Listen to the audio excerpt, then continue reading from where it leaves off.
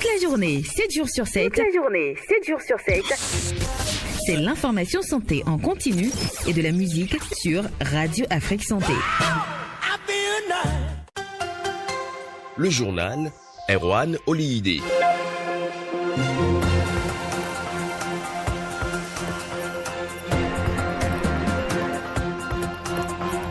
Mesdames et messieurs, bonjour. Nous sommes lundi 18 septembre 2023. À l'instar de la communauté internationale, le Bénin a célébré hier dimanche la journée mondiale de la sécurité des patients. À cette occasion, Benjamin Nkpati, ministre de la Santé, a exhorté les patients et les acteurs de la santé à mieux collaborer pour réduire les risques en milieu de soins. La substance de son message est à suivre dans ce journal. Les célébrations de la Journée internationale de cardiologie interventionnelle 2023, le Bénin dispose-t-il de plateaux techniques adéquats pour la prise en charge des patients par la cardiologie interventionnelle? Réponse en milieu du journal. Et puis inédit, un patient âgé de 99 ans bénéficie avec succès d'une intervention cardiaque à travers la cardiologie conventionnelle. Dans le dernier tournant du journal, le cardiologue Anou Sonou nous dira l'essentiel à retenir de la cardiologie conventionnelle.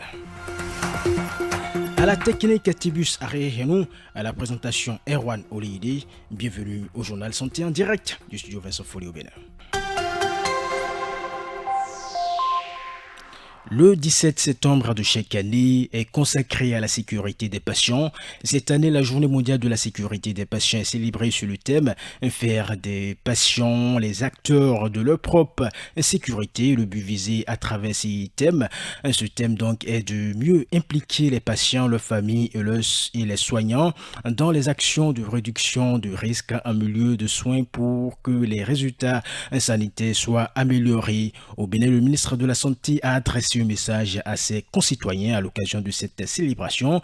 Il a énuméré quelques efforts du gouvernement en vue de réduire le nombre d'événements indésirables dans les structures sanitaires. Professeur Benjamin Nkpati, qu'on écoute.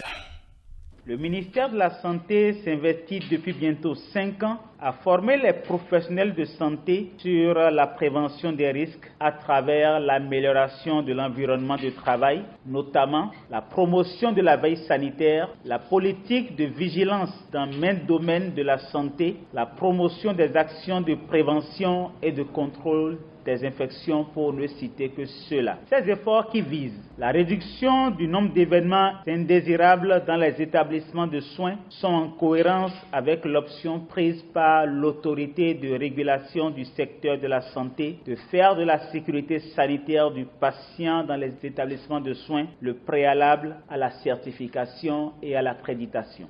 Pour une réduction des risques en milieu de soins, Benjamin Nkpati a exhorté les acteurs de la santé à divers niveaux à associer les patients et leurs familles aux politiques et aux stratégies donc de lutte contre les formes pour garantir plutôt la sécurité sanitaire des patients. Il faut dire que la sécurité des patients est une priorité majeure mondiale, déclare Benjamin Nkpati, qui a aussi expliqué que les infections nosocomiales représente l'une des causes les plus meurtrières en rapport avec la sécurité sanitaire. Benjamin Nkpati, ministre de la Santé. La sécurité des patients est un enjeu mondial. Les causes les plus meurtrières en rapport avec la sécurité sanitaire sont les infections nosocomiales, les erreurs de traitement, les accidents des patients, les problèmes de communication, l'environnement de travail désorganisé. En Afrique, les infections nosocomiales représentent la 3e cause de mortalité maternelle, la 2e cause de mortalité néonatale précoce et la 1re cause de morbidité post-opératoire, et leur prévalence varie entre 10 et 60%. Au Bénin, selon une enquête menée dans 87% des hôpitaux, la prévalence des infections nosocomiales était de 19,1%. Le ministre béninois de la Santé, Benjamin Nkpati, a invité les patients et les acteurs de la santé à mieux s'impliquer dans les actions de réduction des risques en milieu de soins. On l'écoute. Je voudrais m'engager avec vous, professionnels de la santé, responsables à divers niveaux, à déployer tous les efforts nécessaires sur toute l'étendue du territoire national afin de sensibiliser les populations sur la nécessité d'une collaboration active des patients, de leurs familles et des soignants à tous les niveaux de soins et services de santé pour améliorer la sécurité des patients, sensibiliser les décideurs les responsables à divers niveaux du secteur de la santé, les organisations de patients, la société civile, les utilisateurs des services de soins et d'autres acteurs à participer aux efforts déployés pour associer les patients et leurs familles aux politiques et aux pratiques garantissant la sécurité des soins des patients. À noter que la Journée mondiale de la sécurité des patients a été instaurée en 2019 par la 72e Assemblée mondiale de la santé. D'une célébration à une autre, le samedi 16 septembre 2023 marquait la célébration de la Journée internationale de cardiologie interventionnelle. Il y a un an, plus précisément le 9 septembre 2022, l'Assemblée générale des Nations unies a décidé de proclamer le 16 septembre Journée internationale de cardiologie interventionnelle. Les interventions entrant dans le cadre de la cardiologie interventionnelle se font sur des plateaux techniques spécifiques qui utilisent des technologies de pointe, minimisant ainsi les risques pour le patient et accélérant la phase de récupération. Cependant, le Bénin dispose-t-il de ce plateau technique? Il est élément de réponse avec professeur Anno Sonou. Il est enseignant en cardiologie et président de la Société béninoise de cardiologie.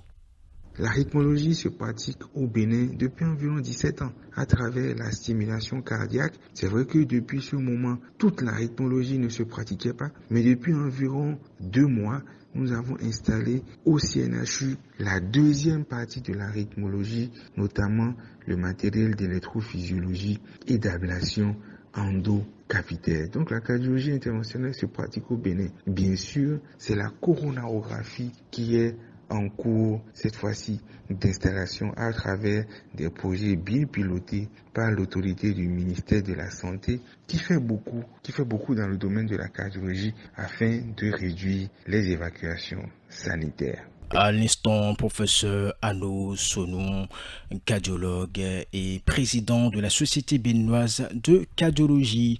Autre information à présent, âgé de 99 ans, un patient a bénéficié avec succès d'une intervention en cardiologie. C'était mercredi dernier, c'était semaine dernière donc, au CHU de Clermont-Ferrand. L'homme ressentait des douleurs dans la poitrine à cause du fait que l'une de ses artères était fermée. L'opération chirurgicale étant trop risquée, les médecins ont préféré utiliser la cardiologie interventionnelle pour dilater l'artère coronaire obstruée. L'intervention n'a duré que 20 minutes, une prouesse qui sera présentée lors d'un prochain congrès national en cardiologie qui aura lieu les 21 et 22 septembre à Clermont. Mais que peut-on comprendre concrètement par cardiologie conventionnelle? Suivant les explications du professeur Anno Sonou, il est enseignant en cardiologie et président de la Société béninoise de cardiologie. La cardiologie conventionnelle, c'est la cardiologie générale qui fait appel sur le plan des explorations, donc à l'examen du malade avec nos mains, nos yeux, nos oreilles, et qui fait appel sur le plan des explorations complémentaires à des méthodes qui n'utilisent pas de matériel devant rentrer dans le corps du patient. Je donne des exemples, l'électrocardiogramme, l'échographie cardiaque, les épreuves d'effort, donc tout ce qui fait partie de la cardiologie générale, donc la cardiologie non invasive. À noter que le Conseil des ministres du mercredi 13 septembre dernier a décidé de la mise en œuvre d'un partenariat interuniversitaire pour assurer la continuité de la formation des médecins béninois en cardiologie conventionnelle. Il a été organisé du 15 au 17 septembre dernier la 7e édition du Week-end mondial du bien-être. Au Bénin, le lancement officiel de cet événement a eu lieu vendredi dernier dans la commune d'Abomey-Calavi. Un samedi, deuxième jour du Week-end mondial du bien-être au Bénin, a été marqué par une séance de fitness et de remise en forme à l'endroit des employés de certaines entreprises. La séance a eu lieu à Novotel à Cotonou. Écoutons quelques participants à cette séance. Alors moi j'ai vraiment apprécié l'activité, déjà tout ce qui est activité physique j'aime déjà et j'ai vraiment aimé l'ambiance, il y avait la danse, il y avait du cardio, il y avait des étirements, en gros c'était vraiment fun. Les activités physiques sont pour tout le monde, pas seulement les hommes. Il y a également les femmes. C'est pas seulement pour les gens en surpoids comme certains le pensent. Même quand tu as une ligne fine, en fait, le sport c'est bon pour tout le monde en fait. J'ai beaucoup apprécié la séance. Déjà que en général, dans les entreprises, on est honnêtement surchargé. En général, du lundi au samedi, moi je travaille du matin jusqu'au soir. Mais là, pour une fois, un samedi, on était libre, qu'on a organisé ça. Ça fait du bien pour le corps de se relaxer et tout. Et si on pouvait seulement réitérer l'événement, ce serait super bien pour chaque samedi au moins. J'ai pas regretté en fait de m'être inscrit déjà en ligne pour pouvoir participer à l'événement. Et là, je vais rentrer avec un bon. Je suis super content. Inondations au Bénin, des routes jamais inondées auparavant sont cette année prises d'assaut par l'eau. Suite à la faute pluie du samedi dernier, du carrefour Bidosessi jusqu'au niveau de la clôture de l'université d'Abomey-Calavi, la route était engloutie par l'eau. Comme vous pouvez le voir sur les images capturées par nos reporters, cet état de choses a créé une longue file d'attente du carrefour Bidosessi à l'université d'Abomey-Calavi. Et c'est sur ces images que nous mettons un thème à cette édition. Merci de l'avoir suivi. À très vite sur Radio Afrique Santé.